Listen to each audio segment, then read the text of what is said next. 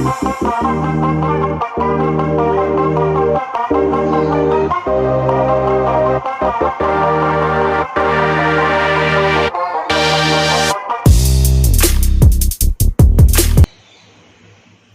वालेकुम दोस्तों, नजीब्स official YouTube channel में खुशामदीद। दोस्तों, ये वीडियो महाटेट उर्दू मीडियम की वीडियो है जिसमें हम प्रीवियस ईयर के क्वेश्चन पेपर सॉल्व कर रहे हैं। पिछली वीडियो में हमने पेपर 3 का पार्ट 1 सॉल्व किया था। अब हम पेपर 3 का पार्ट 2 सॉल्व करेंगे। पेपर 3 जो है 14 दिसंबर 2017 को मॉर्निंग के सेशन में लिया गया पेपर था। आइए वीडियो की शुरुआत करते हैं। सवाल नंबर 26 से स्टार्ट करके सवाल नंबर 50 तक देखेंगे हम सवालात को। सवाल नंबर 26 है, मंदरजे झैल सवाल में दिए गए मुतबादिल से मुतल्लिका हुर्फ लफ्ज़ नंबर मुंतखब करें। तरतीबी ताल्लुक को जाहिर करने वाला सवाल है ये। अगर कभी हम देखते हैं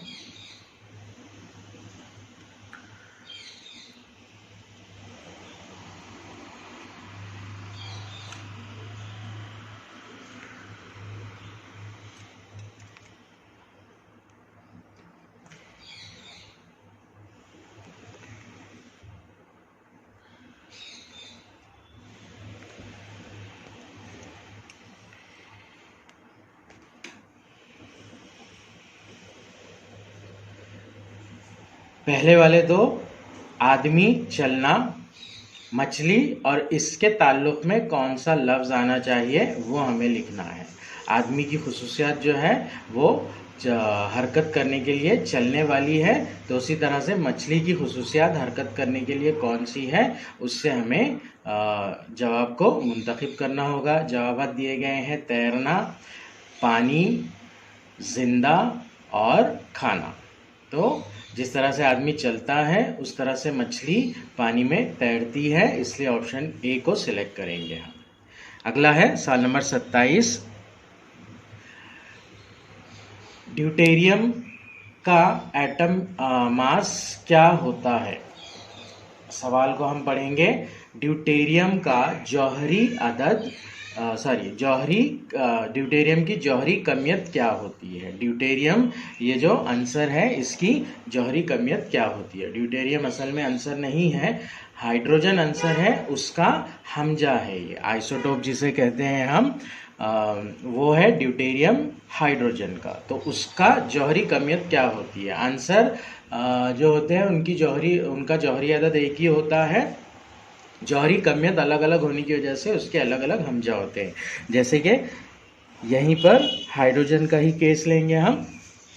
हाइड्रोजन के 3 हमजा है। ये तीनों हमजा क्यों बनते हैं? क्योंकि इन तीनों की अलग अलग जौहरी कमियत होती है। सबसे पहला तो जो है वो है जौहरी कमियत 1 वाला,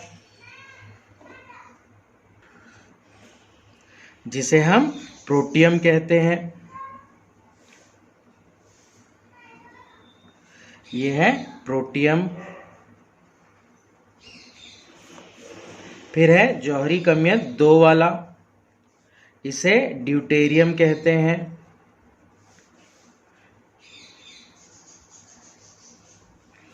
और फिर है जौहरी कमियत 3 वाला, जिसे ट्रिटियम कहा जाता है।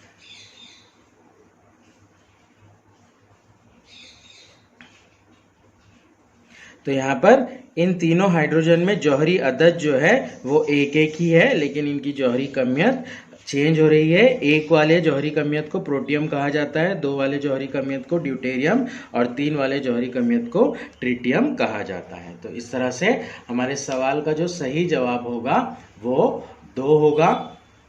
ऑप्शन सी को सिलेक्ट करेंगे हम। नेक्स्ट है सवाल नंबर 28, खालील पैकी पुलिंगी शब्द ओळखा। मराठी का क्वेश्चन है ये। हमें पुलिंगी शब्द ढूंढकर निकालना है। पुलिंगी यानी के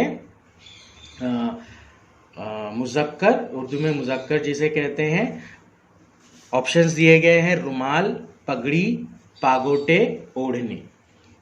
रुमाल उर्दू में हम इसे मुज़क्कर के तौर पर इस्तेमाल करते हैं, जैसे कि रुमाल गीला हो गया, गीला हो गई नहीं बोलते हम, रुमाल गीला हो गया। इसी तरह से मराठी में भी रुमाल को मुज़क्कर यानी कि पुल्लिंगी शब्द के तौर पर इस्तेमाल किया जाता है। बाकी है पगड़ी, पागोटे और ओढ़नी।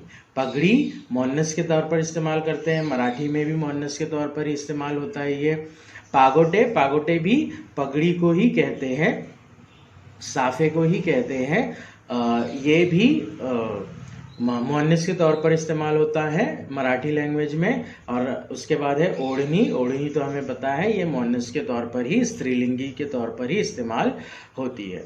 सवाल नंबर 28 का जो जवाब रहेगा वो ऑप्शन ए रहेगा, रुमाल।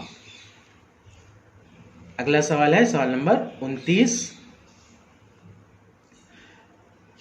हर सवाल में एक जुमला है जिसके बाद 4 जुमले ए, बी, सी और डी के नाम से दिए गए हैं। इसमें मुंसलिक जोड़ियों को चुनिए, जहां पहला जुमला दूसरे जुमले की ओर इशारा कर रहा है और 2 जुमले मंतकी मरकजी बयान के मुताबिक हो। अब यहाँ पर क्या कर रहा है, एक मेन जुमला दे रहा है और फिर उस जुमले के जो हिस्से हैं उनको तोड़कर अलग अलग अलहदा तौर पर अलग अलग कंडीशन में दे रहा है। हमें क्या करना है, वो जो चारों जुमले हैं जो अलग अलग कंडीशन में दिए गए हैं उन्हें सही कॉम्बिनेशन में यूज करना है ताकि मेन वाला जो बयान है उससे वो मेल खाए।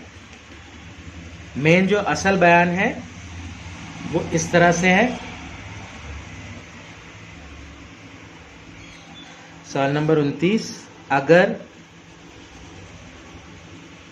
आप स्मार्टफोन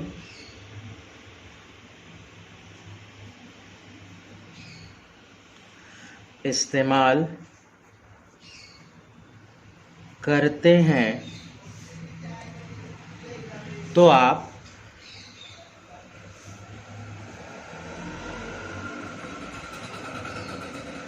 इंटरनेट इस्तेमाल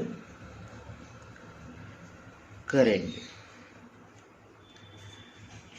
ये है असल मरकजी बयान। अब इसके जो अलग अलग पार्ट्स के तौर पर 4 बयान दिए गए हैं वो कुछ इस तरह से हैं। आपने स्मार्टफोन इस्तेमाल किया, आप इंटरनेट इस्तेमाल करेंगे। आपने स्मार्टफोन इस्तेमाल नहीं किया, आप इंटरनेट इस्तेमाल नहीं करेंगे। तो बेसिकली ये लॉजिकल डिडक्शन का क्वेश्चन है, मंतक आजमाई का क्वेश्चन है, जिसमें असल बयान को लेकर अलग अलग बयानात को सिलेक्ट करना होता है। अब असल बयान यहाँ पर क्या है, अगर वाला बयान है। इससे पहले के पेपर्स में हमने बेसिकली ज़्यादातर या वाले बयानात देखे थे। या बयानात में क्या होता है, दोनों जो जवाब में जो बयानात दिए गए हैं उन दोनों में से एक मुस्बत आता है और एक मनफी आता है। अगर वाले सवालात अगर कभी आते हैं, अगर वाले बयानात कभी आते हैं, तो उसके लिए एकदम बेसिक ट्रिक जो होती है वो क्या होती है कि दोनों ही बयानात पॉजिटिव होंगे या फिर दोनों ही बयानात नेगेटिव होंगे। अब यहाँ पर हमें जो बयान दिया गया है वो पूरा का पूरा पॉजिटिव है, इसलिए इसके जो टुकड़े होंगे वो भी दोनों क्या होंगे, पॉजिटिव होंगे। यहाँ पर बयान है, अगर आप स्मार्टफोन इस्तेमाल करते हैं तो आप इंटरनेट इस्तेमाल करेंगे।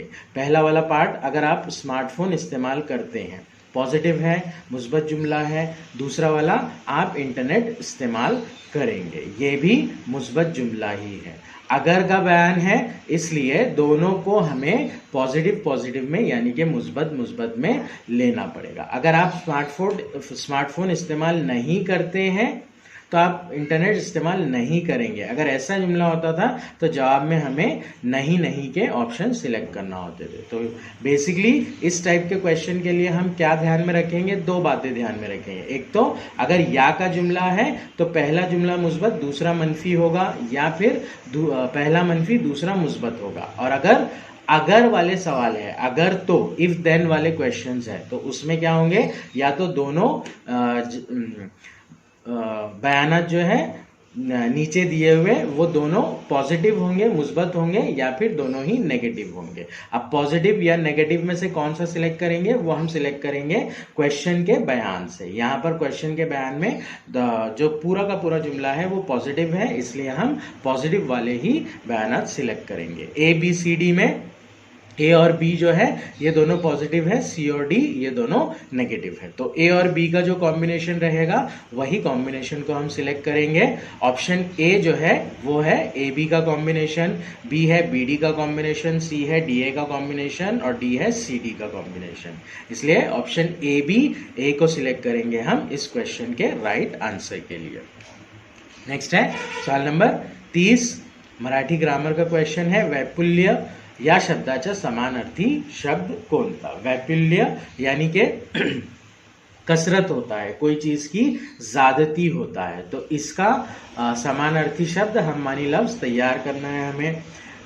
नीचे दिए गए हैं टंचाई, टंचाई यानी कि कोई चीज की किल्लत होना, पानी टंचाई बोलते हैं हम। गर्मियों के दिनों में पानी टंचाई होती है, टैंकरों से पानी मुख्तलिफ इलाकों में फराहम किया जाता है, तो पानी की किल्लत हो गई तो पानी टंचाई, इस तरह का लफ्ज़ आम ज़बान में डे टू डे लाइफ में मराठी में यूज़ किया जाता है। नेक्स्ट है कमतरता, कमतरता का भी मीनिंग कमी में ही निकलता है। चंचन, चंचन यानी कि ये भी कमी से ही होता है, एकदम गिचमिच जो बोलते हैं हम डे टू डे लैंग्वेज में, इसका मानी भी किल्लत ही होता है। समृद्धि, समृद्धि के मीनिंग बेसिकली देखा जाए तो खुशहाली होता है, कहीं कहीं पर वाफिर के तौर पर भी इसका इस्तेमाल होता है। पहला, दूसरा, तीसरा, ए बी सी इन तीनों के मीनिंग कमी के हो रहे हैं और डी का मीनिंग जो हो रहा है वो वाफिर खुशहाली का हो रहा है। सवाल में हमें वैपुल्य दिया गया है, वैपुल्य का मीनिंग होता है कसरत या ज्यादती, तो इसके लिए जो हम मानी लफ्ज रहेगा वो डी वाला ऑप्शन रहेगा, समृद्धि। नेक्स्ट है सवाल नंबर 31, रियाजी का सवाल है ये, बॉडमास रूल के ऊपर। 7 multiplied by 8 plus 8 divided by 2 minus 32 multiplied by 1/8 minus 6 multiplied by 8।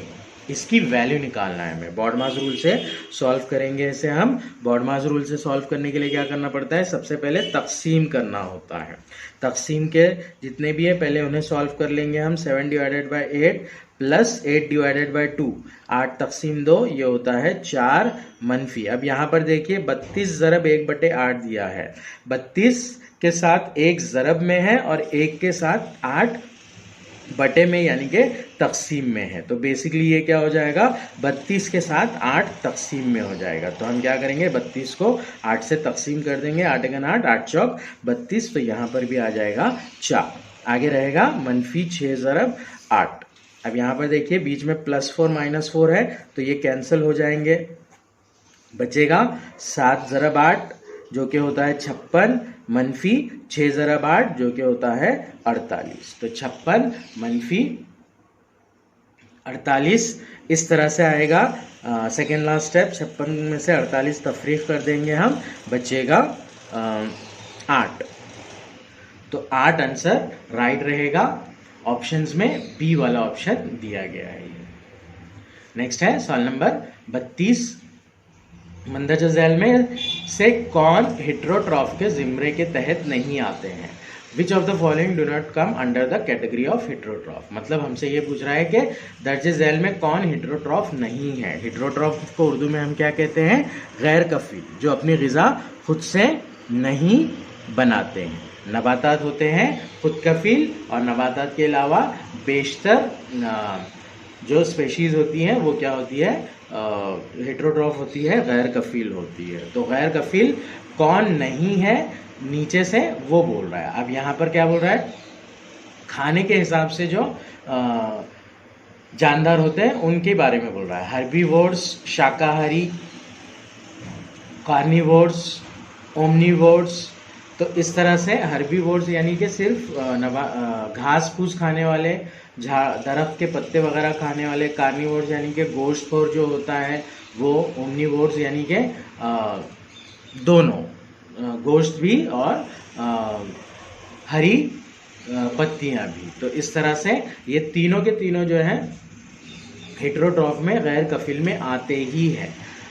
इसलिए नन ऑफ दीज का जो ऑप्शन है डी वाला वो सिलेक्ट करेंगे। नेक्स्ट है सवाल number 33, Some a sentence with an underlined word is given below. Find the word which is opposite in meaning to the underlined word from the given options.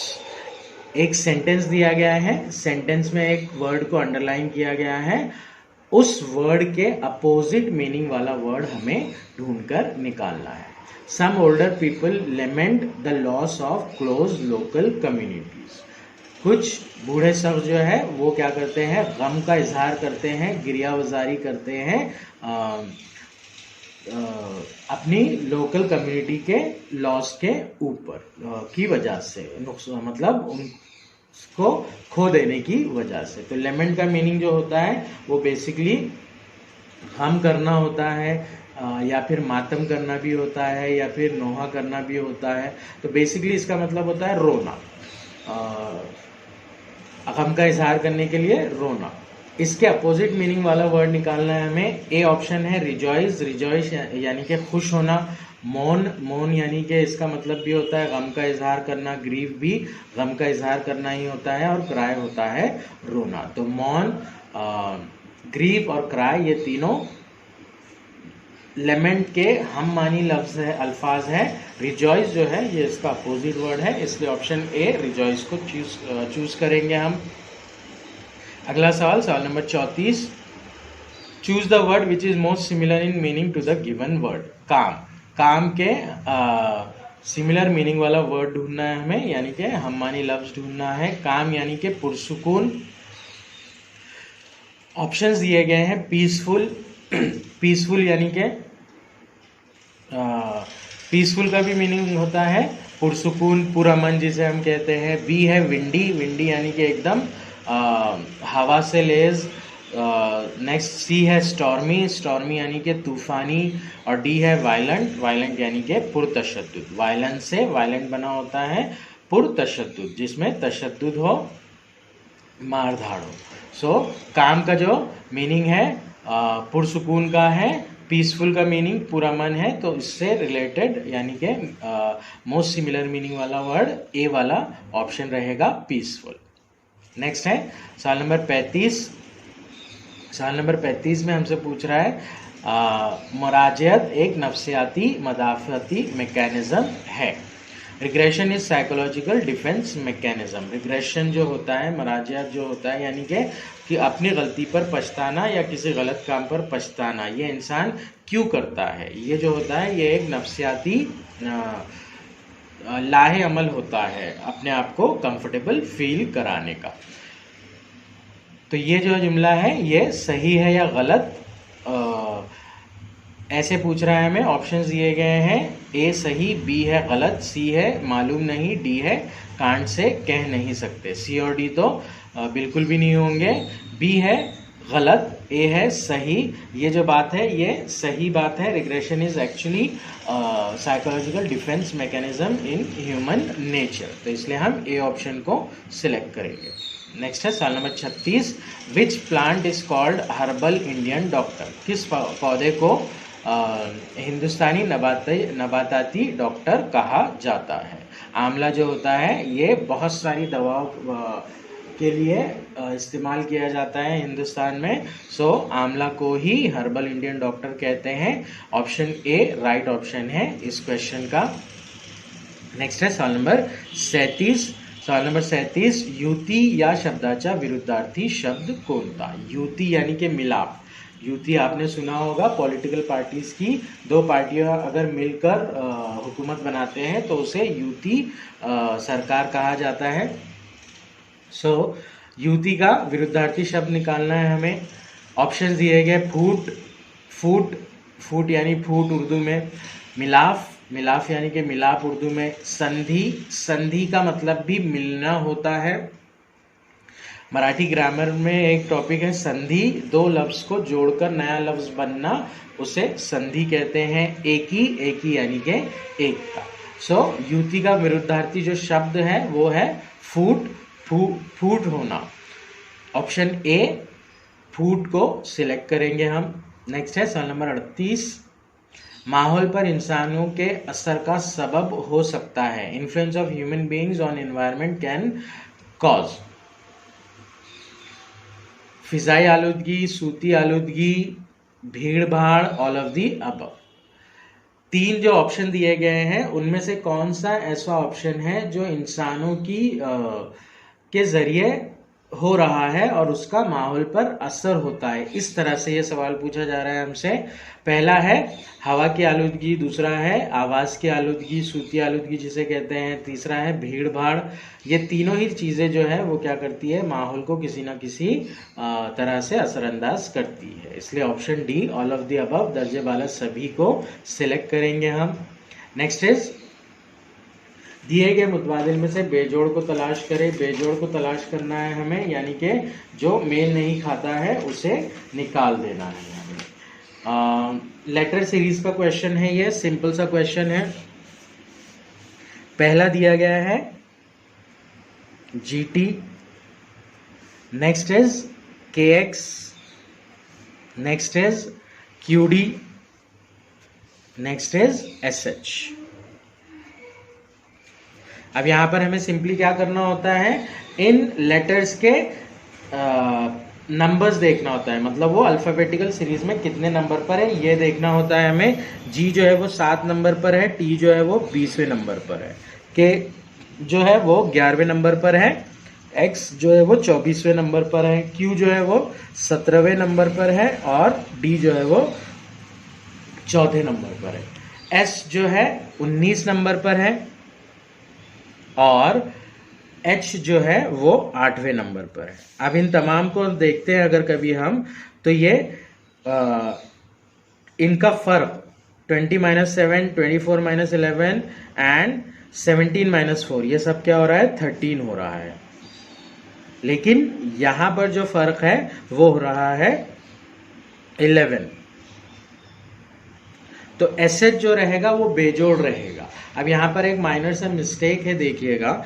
ये जो question है मतलब ये वाला जो बिट है इसे DQ देना चाहिए था उसने, ना कि QD देना चाहिए था। क्यों? क्योंकि 20-7 ये 13, 24-11 ये 13, 4-17 ये -13 हो रहा है, इसलिए थोड़ा सा है, माइनर सा है।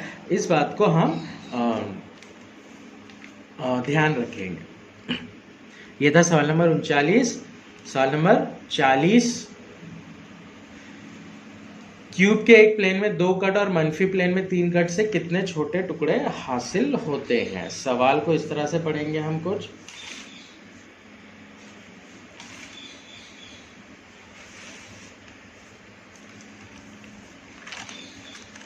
एक मुकब की एक सतह को 2 जगह से और इसी सतह की उमूदन सतह को 3 जगह से काटने पर इस मुकब के कितने टुकड़े होंगे?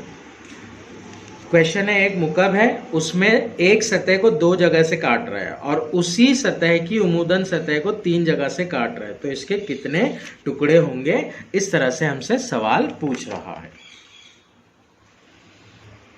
ये एक मुकब है, इसको क्या कर रहा है, एक सतह को 2 जगह से काट रहा है। मान लीजिए ऊपर वाली सतह को उसने क्या किया, 2 जगह से काटा, तो यहां से काटने पर इसके कितने टुकड़े होंगे? 3 टुकड़े होंगे। अब इसी की उमूदन सतह को और इसी सतह की उमूदन सतह को 3 जगह से काट रहा है। अब इसकी उमूदन सतह को 3 जगह से काट रहा है, तो मान लीजिए इसकी उमूदन सतह ये भी ले सकते हैं हम, या फिर नीचे वाली भी ले सकते हैं, ये लेंगे हम। इसे 3 जगह से काट रहा है, तो इसके कितने टुकड़े होंगे? 4 टुकड़े होंगे। तो इस तरह से टोटल इसके कितने टुकड़े होंगे ये हमसे पूछ रहा है। अब क्या कर रहा है, ये जो है ये पूरे ऐसे काट रहा है, आर पार कट कर रहा है, राइट, और इसे भी आर पार कट कर रहा है। तो यहां से 3 टुकड़े और यहां से 3 करने पर ये हो रहे हैं 4, तो इस तरह से 4 टुकड़े। तो टोटल कितने टुकड़े होंगे ये हमसे पूछ रहा है। एक बेसिक सी ट्रिक है इस क्वेश्चन में। ट्रिक क्या है कि आपको देखना है कितने टुकड़े हो रहे हैं कौन सी सतह से, बस उनको क्या करना है, ज़रब करना है आपको। 3 पहले हो रहे हैं और फिर उसके बाद में 4 हो रहे हैं। अब यहाँ पर एक चीज ध्यान में रखिएगा, 2 जगह से काटने पर 3 टुकड़े होंगे, 3 जगह से काटने पर 4 टुकड़े होंगे, 4 जगह से काटने पर 5 टुकड़े होंगे। तो इस तरह से पहली सतह में 2 जगह से टुकड़े का 3 लेंगे हम, और दूसरी उसकी उमुदन सतह में 3 जगह से टुकड़े करने पर 4 लेंगे हम, तो ये हो जाएगा 12। तो 3 चौक 12, इस तरह से जवाब होगा इसका। ऑप्शंस में अगर हम देखें तो ए वाला ऑप्शन 6 है, बी 12 है, सी 9 है और डी 16 है। बी वाला ऑप्शन 12, इसे सिलेक्ट करेंगे हम। अगला है सवाल नंबर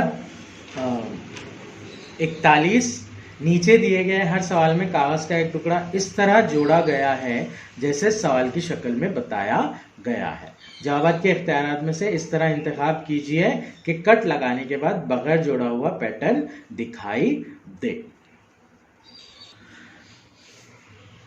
क्वेश्चन नंबर 41।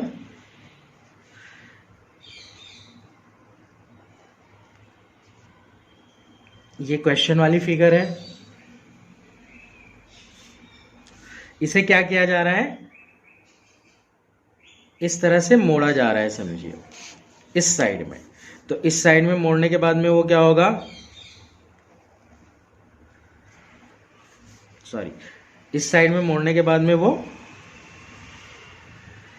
ऐसे बन जाएगा। अब यहां पर क्या कर रहा है कि इस साइड में मोड़ने के बाद में उसे 2 होल कर रहा है, मतलब मोड़ने के बाद में 2 होल कर रहा है। तो इसे वापस खोलेंगे तो ये क्या हो जाएगा, ऑब्वियसली उसमें 4 होल हो जाएंगे। और 4 होल कैसे होंगे, ये सेंटर लाइन इधर एक, इधर एक, इधर एक और इधर एक, इस तरह से 4 होल होंगे। तो जवाब में जो फिगर रहेगी राइट वाली, वो ABCD में से डी वाली रहेगी। ऑप्शन डी सिलेक्ट करेंगे हम यहाँ पर। नेक्स्ट है सवाल नंबर 42। गैर कानूनी हरकत में छोटे बच्चों की शमूलियत को जाना जाता है बतौर। अगर कोई छोटा बच्चा गैर कानूनी हरकत करता है, कोई जुर्म करता है, तो उसे क्या कहा जाता है, ये हमसे पूछा जा रहा है। ए ऑप्शन है तिफली जराइम, बी है तुफल का गैर कानूनी अमल, सी है तिफलाना गफलत, डी है इनमें से कोई नहीं। जुवेनाइल डेलिंक्वेंसी कहा जाता है इंग्लिश में इसे, तफलाना गफलत उर्दू में कहते हैं इसे। ऑप्शन सी को सिलेक्ट करेंगे हम क्वेश्चन नंबर 42 के लिए। ये था सवाल नंबर 42। सवाल नंबर 43 की जानी पड़ते हैं अब हम। पोजीशन वाला, मुकामात वाला क्वेश्चन है ये वाला। 6 दोस्त C, D, E, F, G और H एक सीधी कतार में शुमाल की तरफ रुख करके खड़े हैं। क्वेश्चन ऑलरेडी सॉल्व कर चुके हैं हम पेपर 1 में। ये पोजीशंस कुछ इस तरह से आती है C, F, G, D, H, E। अब यहां पर बेसिकली हमसे पूछ रहा है G के हवाले से E की पोजीशन क्या है। What is the position of G with respect to E। Sorry, सवाल यह है कि E के हवाले से D की पोजीशन क्या है। सवाल इस तरह से होगा असल में, E के हवाले से G का मुकाम क्या है। E को मद्देनजर रखते हुए G की पोजीशन देना है हमें। E क्या है, एक्सट्रीम राइट कॉर्नर पर है। G क्या है, उससे 3 मुकाम दूरी पर है। कौन सी साइड में, लेफ्ट साइड में। तो हम क्या लिखेंगे, E के हिसाब से G बाएं जानिब लेफ्ट साइड में तीसरे मुकाम पर है। थर्ड टू द लेफ्ट, बाएं से तीसरा। ऑप्शन सी वाला ऑप्शन राइट रहेगा। यहां पर सी को सिलेक्ट करेंगे। सवाल नंबर 44 है, किसी इनफरादी शख्स और इनके आसपास के माबैन तामुल को क्या नाम दिया जा सकता है। An interplay between individuals and their surroundings can be termed as. Environmental psychology, माहौलियाती नफ्सियात, साइकोलॉजिकल इन्वायरमेंट्स, नफ्सियाती माहौलियात, क्लाइमेट साइकोलॉजी, मौसमी नफ्सियात, और डी है सोशो इन्वायरमेंट साइकोलॉजी। अब इर्द गिर्द का मतलब क्या होता है, माहौल। तो माहौल के दरमियान और अफराद के दरमियान तामुल, यानी कि ये होता है इन्वायरमेंटल साइकोलॉजी। तो इसे हम माहौलियाती नफ्सियात यानी कि ऑप्शन ए कहेंगे, इसलिए ऑप्शन ए को सिलेक्ट करेंगे हम। Next is question number 45। 6, 9, 2 और 7 का औसत निकालिए। 6, 9, 2 और 7 का औसत निकालना है हमें। सिंपल सा क्वेश्चन है। औसत निकालने के लिए क्या करते हैं हम? तमाम आदाद को जमा करते हैं और इस जमा को जितने आदाद हैं उसकी तादाद से तकसीम कर देते हैं। यहाँ पर 6, 9, 2 और 7 है, यानी कि 4 है, तो 4 से तकसीम होगा। पहले जमा करेंगे। 9 और 6 15, 15 और 2 17, 17 और 7 24, 24 को 4 से तकसीम करेंगे। 4 एकम 4, 4 छंग 24, 6/1 यानी कि 6। 6 ऑप्शन ए वाला ऑप्शन है, उसे सिलेक्ट करेंगे। नेक्स्ट है सवाल नंबर 46। सवाल नंबर 46 में मुंदरजल कसरों में सबसे बड़ी कसर तलाश करें। मुंदरजल कसरों में सबसे बड़ी कसर तलाश करें। हमें 4 कसरों में से सबसे बड़ी कसर कौन सी है वो निकालना है। सवाल नंबर है 46। पहली कसर दी गई है 192/21। दूसरी कसर दी गई है 189/19। तीसरी कसर दी गई है 146/17 और चौथी कसर दी गई है 261/28। 4 कसरें दी गई हैं इस तरह से। अब यहाँ पर इन कसरों में कोई शॉर्टकट ट्रिक इस्तेमाल नहीं की जा सकती। इनकी कीमतें निकालने के लिए हमें डायरेक्ट तकसीम के तरीके को ही देखना होगा। फ़र्क वगैरह के तरीके से नहीं निकाला जा सकता है। यहाँ पर डायरेक्ट तकसीम के तरीके से ही हमें इनकी वैल्यूज़ निकाल कर कंपेयर करना पड़ेगा। 192 को अगर 21 से तकसीम करते हैं हम तो जवाब जो होता है वो 9.142 होता है। उसी तरह से 190 को 19 से तकसीम करेंगे तो जवाब 9.94 होगा। और 146 को 17 से तकसीम करने पर जवाब 8.58 होगा। 261 को 28 से तकसीम करने पर 9.31 होगा। तो इस तरह से तकसीम करके ये वैल्यूज़ मिलेगी हमें और इन वैल्यूज़ को कंपेयर करके ही हम कसरों की कसर में कौन सी सबसे बड़ी है कौन सी छोटी है वो डिसाइड कर पाएंगे।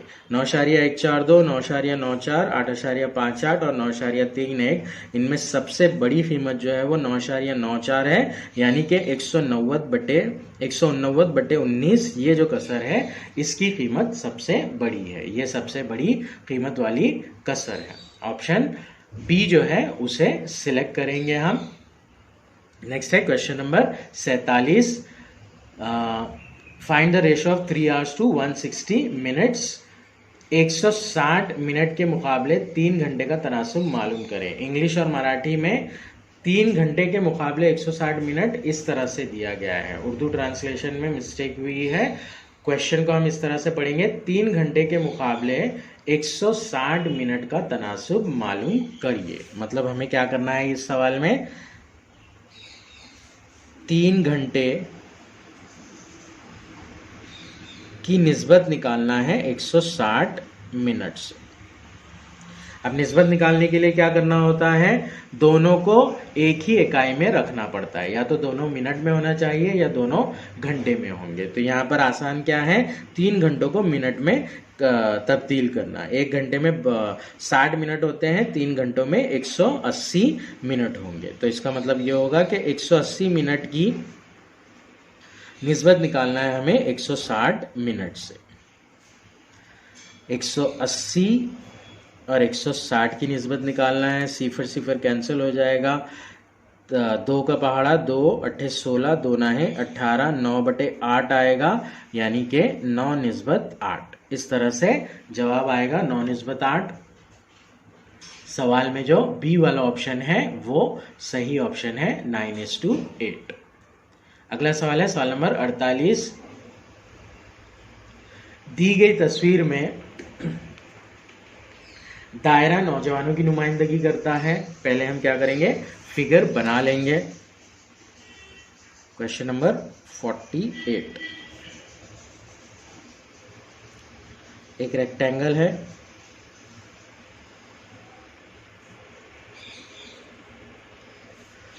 रेक्टेंगल के बाद एक ट्रायंगल है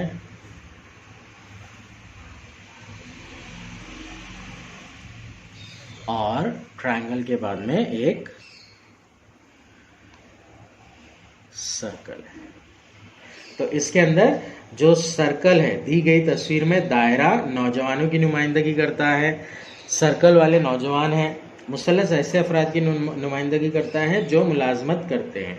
ट्रायंगल ऐसे लोगों को रिप्रेजेंट करता है जो मुलाजमत करते हैं। और मुस्ततिल ऐसे अफराद की नुमाइंदगी करता है जो नाख्वानदा है। रेक्टेंगल मुस्ततिल अनपढ़ लोगों के लिए है।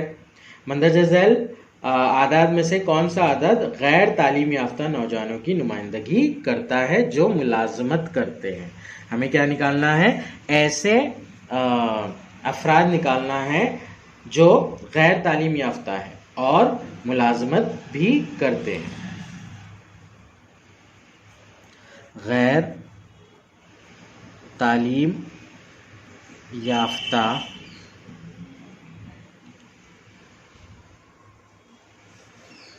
नौजवान जो मुलाजमत करते हैं।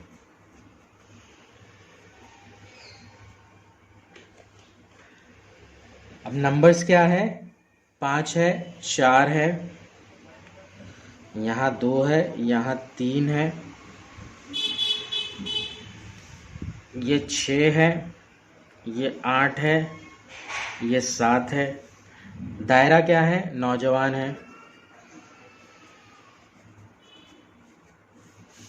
दायरा के बाद मुसल्लस जो है वो मुलाजमत वाले हैं और मुस्ततिल जो है वो नाख्वानदा है।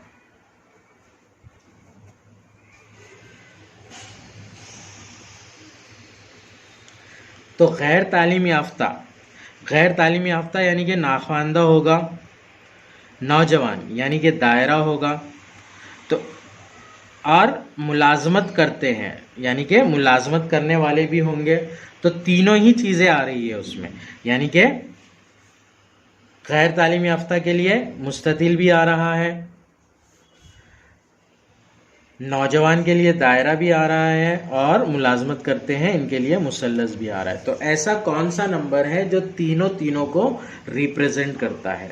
अब यहाँ पर देखते हैं, अगर कभी 6 तो ये सिर्फ मुसल्लस यानी मुलाजमत करने वालों को रिप्रेजेंट कर रहा है। 7 ये सिर्फ अनपढ़ लोगों को रिप्रेजेंट कर रहा है। 5 ये सिर्फ नौजवानों को रिप्रेजेंट कर रहा है। 2 ऐसे नौजवान हैं जो अनपढ़ हैं, दायरा और मुस्ततिल दोनों आ रहा है इसके अंदर। 4 ऐसे नौजवान हैं जो मुलाजमत करते हैं और 8 ऐसे नौजवान हैं ऐसे अनपढ़ हैं जो मुलाजमत करते हैं, जो ऐसे अनपढ़ हैं जो मुलाजमत करते हैं। हमें सिर्फ अनपढ़ मुलाजमत नहीं चाहिए, गैर तालीम याफ्ता मुलाजमत करने वाले नहीं चाहिए, बल्कि हमें गैर तालीम याफ्ता मुलाजमत करने वाले नौजवान चाहिए। यानी दायरा भी चाहिए, मुस्ततिल भी चाहिए, मुसल्लस भी चाहिए। तो 4 तो वहाँ पर चला गया, बचा 3 दायरे में भी है, मुसल्लस में भी है, मुस्ततिल में भी है। यानी यही जो है जो वो गैर तालीम याफ्ता नौजवान है जो मुलाजमत भी करते हैं। ऑप्शंस देखेंगे हम। ऑप्शंस में सबसे पहला वाला ऑप्शन ए है, 2 बी है, 4 सी है, 3 डी है, 10 सी वाला ऑप्शन 3 नंबर ये गैर तालीम याफ्ता नौजवान जो मुलाजमत करते हैं इनको रिप्रेजेंट करता है। सवाल number 49, A sentence with an underlined phrasal verb is given below. Out of the 4 options, choose the one which can be substituted for the given phrasal verb. Anil could not reach his friend's wedding because his car broken down on his way. Broke down को underline किया गया है। जुमला है Anil could not reach his friend's wedding. Anil अपनी दोस्त की शादी में पहुंच नहीं सका क्योंकि उसकी कार खराब हो गई थी। ब्रोक डाउन का मीनिंग जो होता है वो खराब होना है या काम करना बंद कर देना है। ऑप्शंस है A stop functioning, B got changed, C got renewed, D got misplaced। stop functioning यानी कि काम करना बंद कर देना, खराब होना, यही जवाब रहेगा हमारा। got changed बदला हुआ मतलब बदल गया, renew एक नई चीज आ गई, और misplaced दूसरी मतलब गुम गई। तो बी सी डी ये तीनों नहीं रहेंगे। ऑप्शन जो रहेगा राइट ऑप्शन वो ए वाला स्टॉप्ड फंक्शनिंग रहेगा, जो कि सिमिलर मीनिंग में होगा ब्रोक डाउन। सवाल नंबर 50, फिगर का सिलसिला दिया गया है शक्लों का, उस सिलसिले को कंप्लीट करना है हमें। सबसे पहली वाली जो फिगर है वो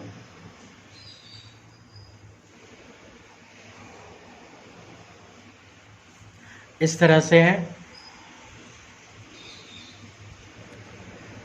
ये शेडेड रीजन है। अब देखिए इसके बाद वाली जो फिगर है वो कुछ इस तरह से हो रही है। ये जो सर्कल है ये यहां की सतह पर आ जा रहा है, मतलब फिगर जो है वो एंटी क्लॉकवाइज चेंज हो रही है, ऐसे मुड़ रही है, टर्न हो रही है।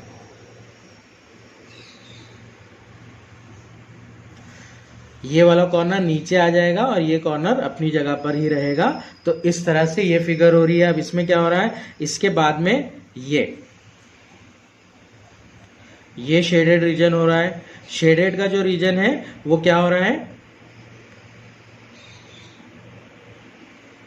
सेम डायरेक्शन में कन्वर्ट हो रहा है। पहले ये वाला था, अब उसके एंटी क्लॉकवाइज वाला चेंज हो गया।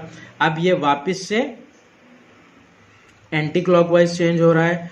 तो ये वाला जो फेस रहेगा वो कैसे हो जाएगा, यहां पर आ जाएगा इस तरह से।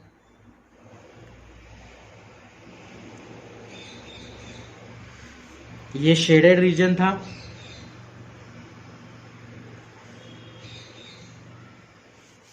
ये शेडेड रीजन था, तो अब शेडेड रीजन यहां पर आ जाएगा। सॉरी, शेडेड रीजन पूरा कंप्लीट दे रहा है यहां पर। इस तरह से। अब इसके बाद में एंटी क्लॉकवाइज होगा, तो ये वाला जो फेस रहेगा ये कहां पर, ऊपर चला जाएगा ऐसे।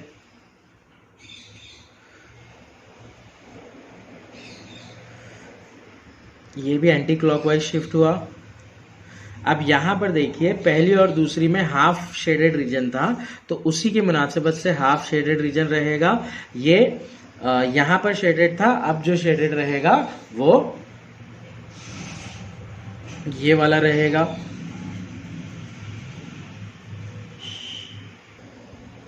क्यों ये वाला क्यों रहेगा, क्योंकि इसके एग्जैक्ट अपोजिट में फिगर बनेगी ये इस तरह से। अब अपोजिट में फिगर बन रही है, तो शेडेड रीजन यहां पर है, तो यहां पर आ जाएगा।